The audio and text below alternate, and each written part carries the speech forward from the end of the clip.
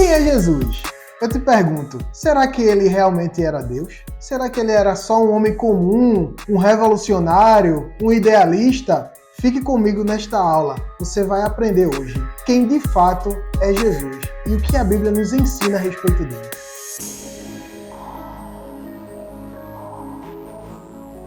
Graça e paz a todos, sejam muito bem-vindos aos seus primeiros passos. Na aula de hoje, nós vamos aprender um pouco sobre quem é Jesus. No tópico 1, nós temos a humanidade de Cristo. E aqui diz o seguinte: havia-se na igreja primitiva o reconhecimento de que Jesus era o Messias divino, redimidor de pecados, qual o valor de reconhecer também sua humanidade, visto que a natureza humana é apontada como sendo má, corrompida e dominada pelo pecado.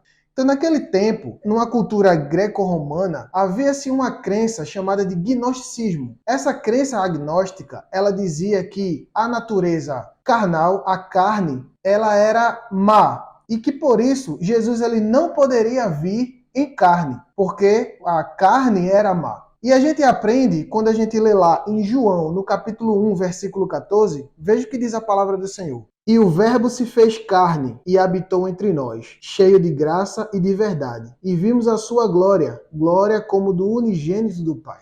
Então o próprio apóstolo João é explícito ao dizer que o próprio Jesus, o Verbo, se fez carne e habitou entre nós. Mas por que a necessidade de Jesus ter vindo em carne, de Jesus ter sido um ser humano? Porque ele deveria ser uma pessoa como eu e você. E a letra A, a gente aprende o seguinte: ele deveria ser um ser humano para ser o nosso representante na obediência ao Pai. Nós tivemos um primeiro representante do ser humano. Este primeiro representante chamava-se Adão. Nós vemos isso lá em Gênesis. Deus, ele cria o homem para ser a sua imagem e semelhança. E Adão, ele era a perfeita representação de Deus em toda a criação. Ele é chamado de coroa da criação. Só que este primeiro homem, ele não passou pelo teste da obediência. Este primeiro homem, ele caiu, ele cedeu a tentação da serpente lá no Éden, e por este motivo o pecado entrou na humanidade,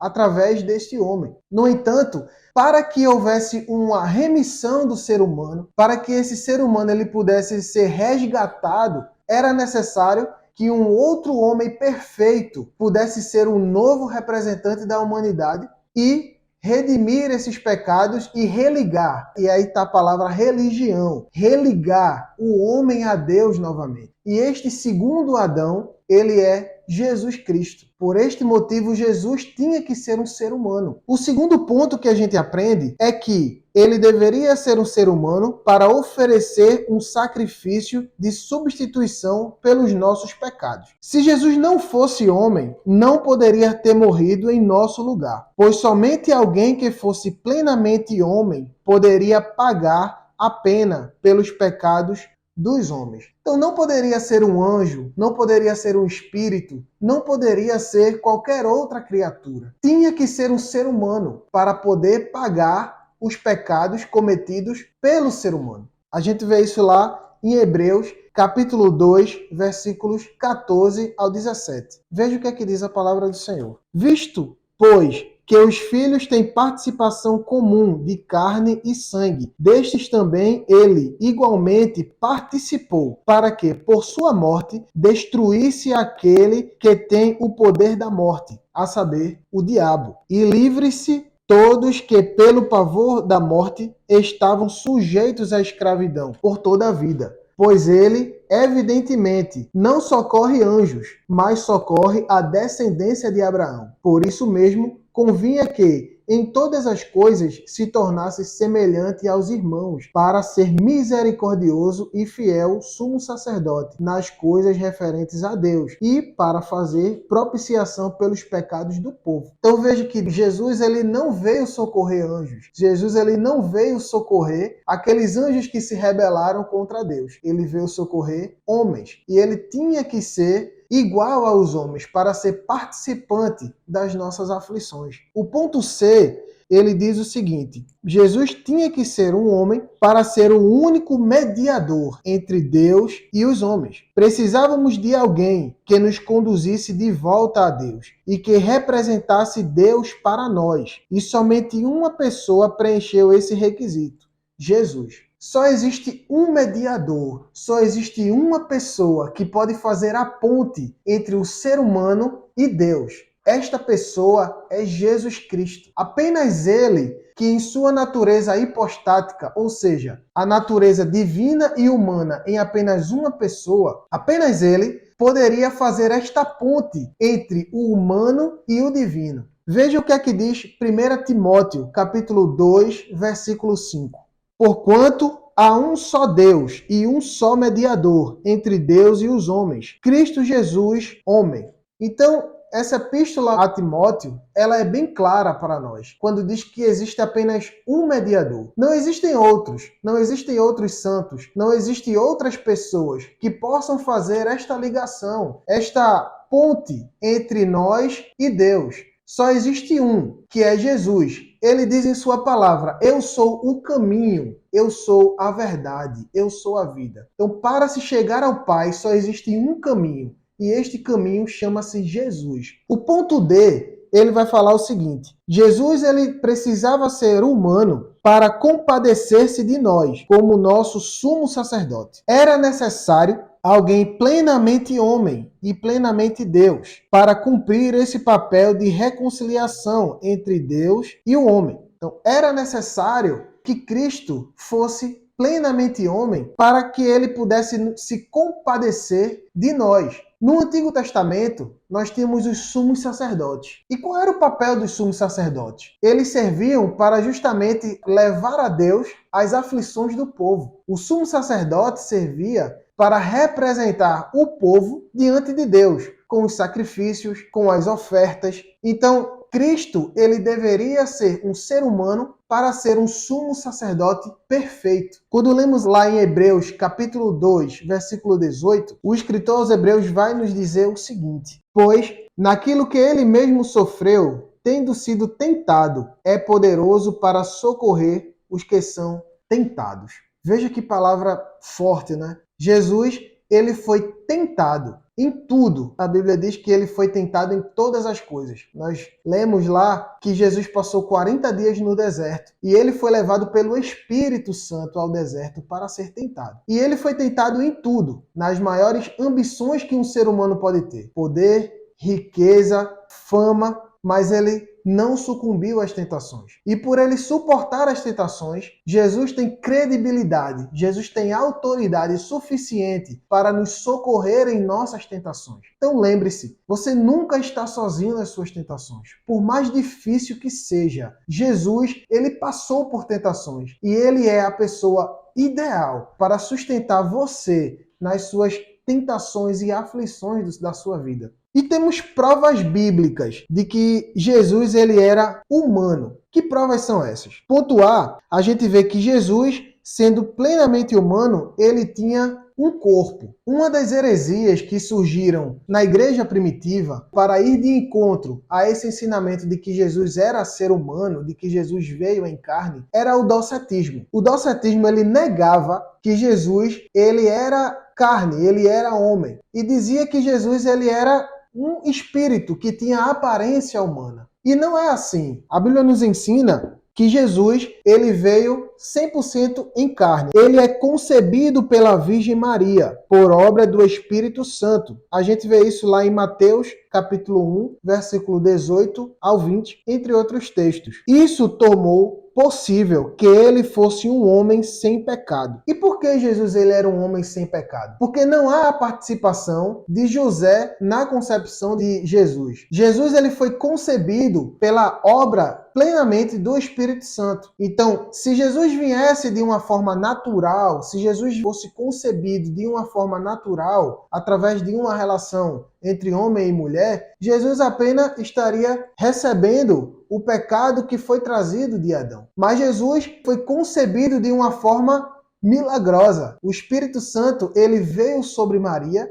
e ela concebeu a Jesus. Então, esta intervenção divina na concepção de Jesus o torna perfeito, um ser humano sem pecado. O ponto B, que nos prova por que Jesus era homem, é que Jesus possuía limitações humanas. Ele tinha corpo e mente humana. Jesus sentiu fome, Jesus sentiu sede, Jesus se cansou. Nós vemos lá no Getsemane que Jesus ele soa sangue. Esse fenômeno, biologicamente falando, chama-se hematridose, que é quando o ser humano ele é afetado por um nível de estresse tão alto que ele começa a suar sangue. Então veja, as limitações corporais de Jesus o fizeram suar sangue. Então isso é mais uma prova de que Jesus ele era, sim, um ser humano com limitações como eu e você. E o ponto C diz o seguinte, que Jesus possuía emoções humanas. E o Evangelho ele está repleto de situações onde Jesus expressa suas emoções humanas. Jesus chorou quando seu amigo Lázaro morreu. Jesus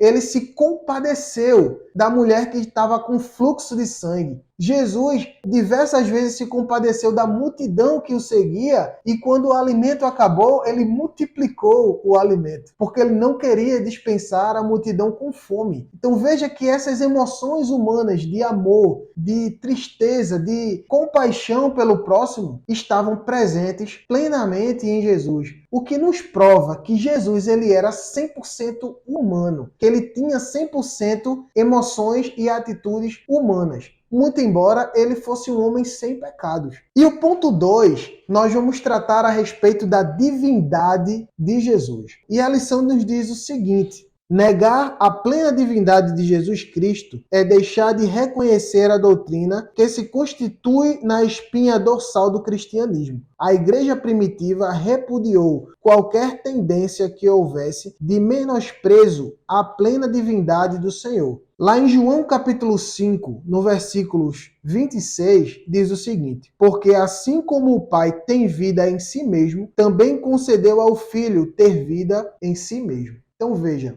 apenas o Pai, ele tem vida em si mesmo. Existe uma diferença muito grande entre ser e existir. Isso é uma linguagem um pouco filosófica, mas vocês vão entender. Deus não existe, Deus é. Por que Deus é? Porque ele é o portador da vida. Ele não existe de forma que lhe foi dado vida. Ele é a própria vida e nos concede vida. Nós apenas existimos porque nós recebemos essa vida do Pai. Então esta é a grande diferença de Jesus para os demais, da divindade de Jesus. Jesus, ele é o portador da vida. Quando ele foi preso, ele disse para os seus discípulos: ninguém tira a minha vida, mas eu a dou. Ou seja, ninguém tem autoridade ou tinha autoridade para matar ou para tirar a vida de Jesus. Mas ele, de bom grado e em um ato de sacrifício, ele deu a sua própria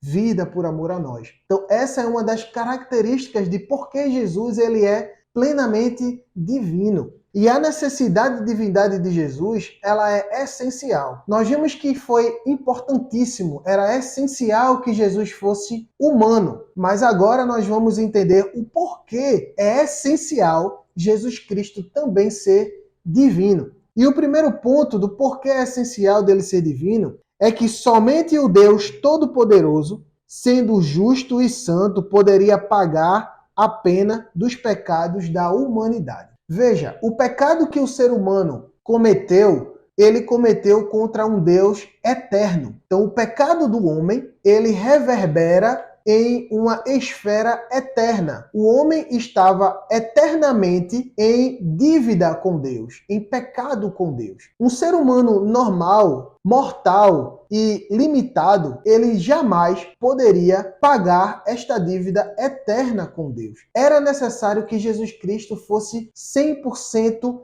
Deus, para que ele pudesse pagar uma dívida eterna. Apenas um ser eterno pode pagar uma dívida de pecado eterna. E foi isso que Jesus fez por nós naquela cruz do Calvário. O ponto 2 diz o seguinte: o homem, ele não pode salvar-se a si próprio nem aos outros. E isso é uma característica que apenas Jesus Cristo poderia proporcionar, sendo ele plenamente divino. Não ia adiantar o homem mais bondoso do mundo, daquela época, ou de qualquer outra época, não ia adiantar se Abraão, ou Noé, ou Daniel, ou até o próprio Moisés morresse na cruz do Calvário para perdoar o meu e o seu pecado. Não ia adiantar, porque seria apenas um pecador morrendo por outro pecador. Apenas um ser perfeito e divino tem o poder de perdoar pecados e salvar a alma que vai para o inferno e levá-la para o céu. O ponto 3 do porquê Jesus ele tinha que ser plenamente divino é que somente o próprio Deus, em sua perfeição e pureza, poderia abrir caminho para que o homem caído por causa do pecado se aproximasse dele.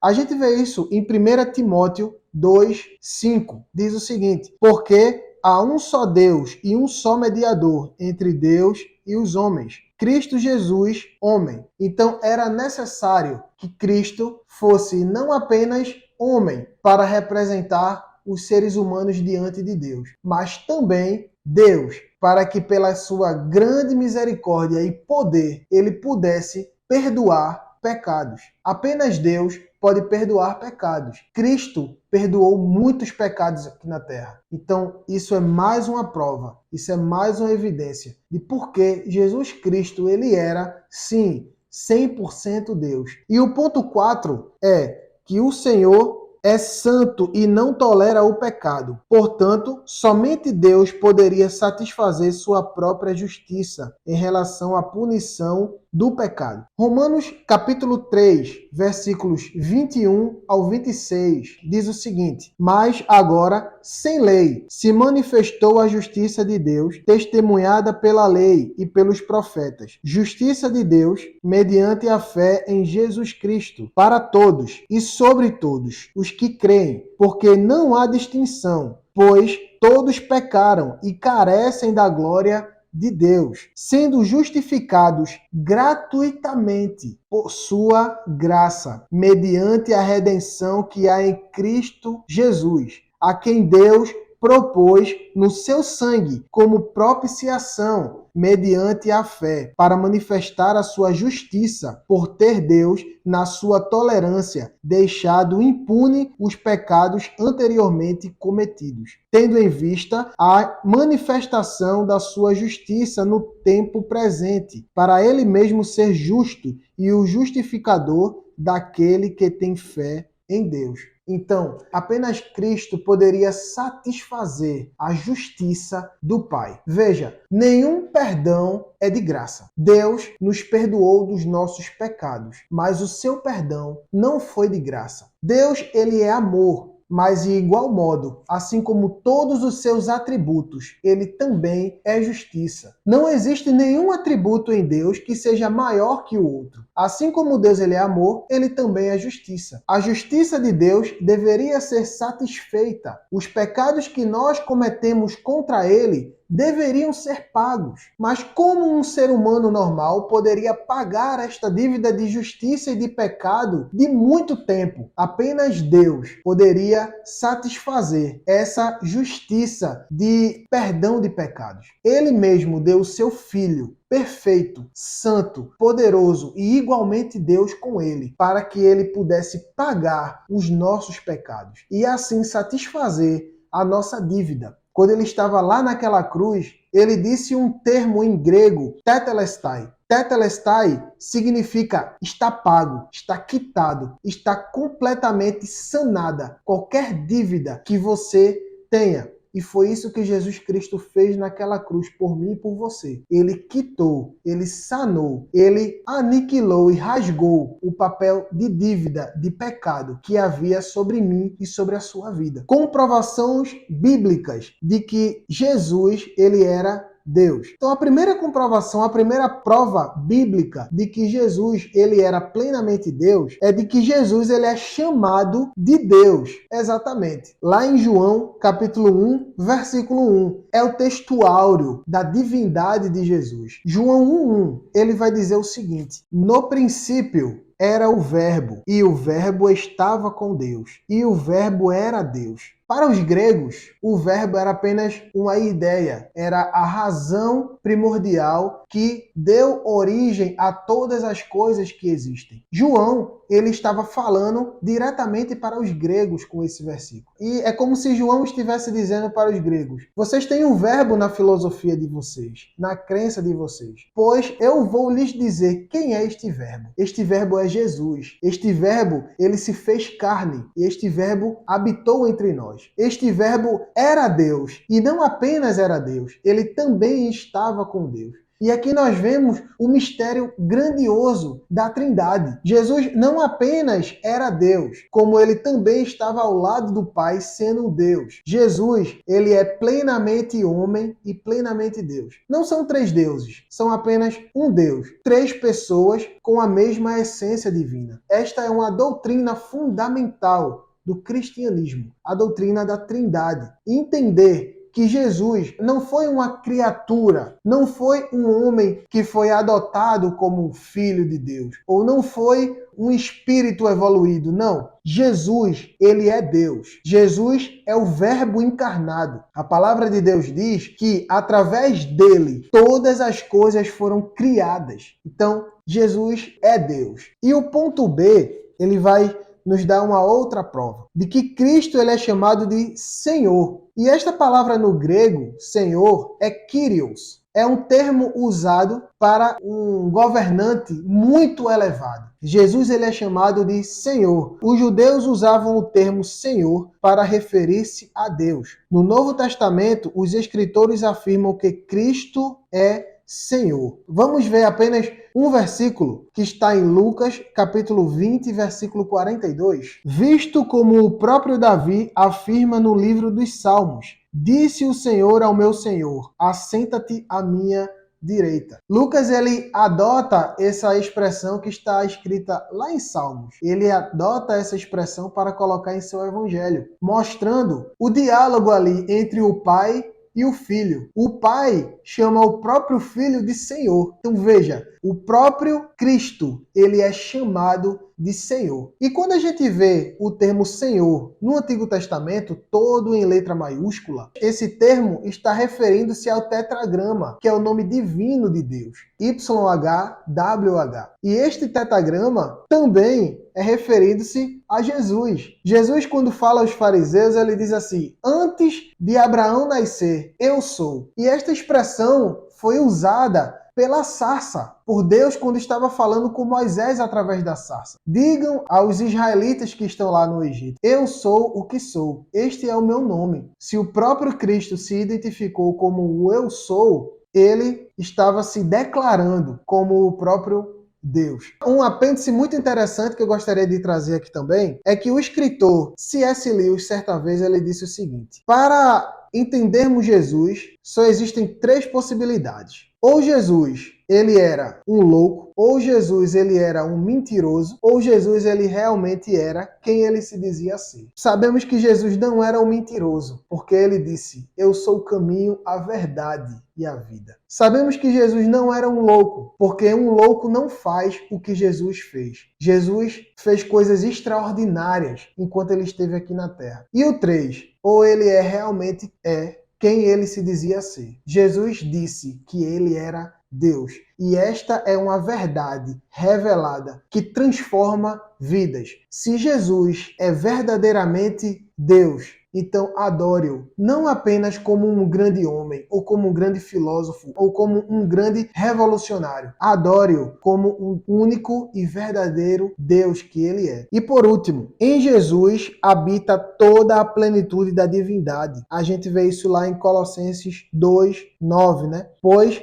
ele possui os atributos divinos, dentre os quais destacamos a onipotência. Jesus era onipotente. Jesus era eterno. Jesus era onisciente. E Jesus tinha o poder para perdoar os pecados. No ato da encarnação, o Filho de Deus, infinito e eterno, fez-se homem e assumiu nossa natureza para tornar-nos participantes da sua natureza divina. Então, veja que grande amor e grande privilégio ele proporcionou a mim e a você. Ele se fez homem, ele veio à terra, ele padeceu por nossos pecados, para que nós pudéssemos ser coparticipantes de sua natureza divina, para que nós pudéssemos ser adotados como co-herdeiros de Deus, como irmãos de Jesus. Como ele disse nas suas palavras, já não chamo vocês mais de servos, mas de amigos. Jesus é nosso amigo e além de ser nosso amigo, ele é nosso Salvador, ele é nosso Redentor, ele é o nosso justificador. E baseado em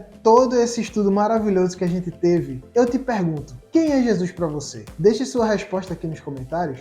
Que Deus abençoe sua vida e não se esqueça de curtir, se inscrever nesse canal e de compartilhar esse vídeo para que outras vidas possam ser abençoadas como a sua foi. Que Deus te abençoe e até a próxima.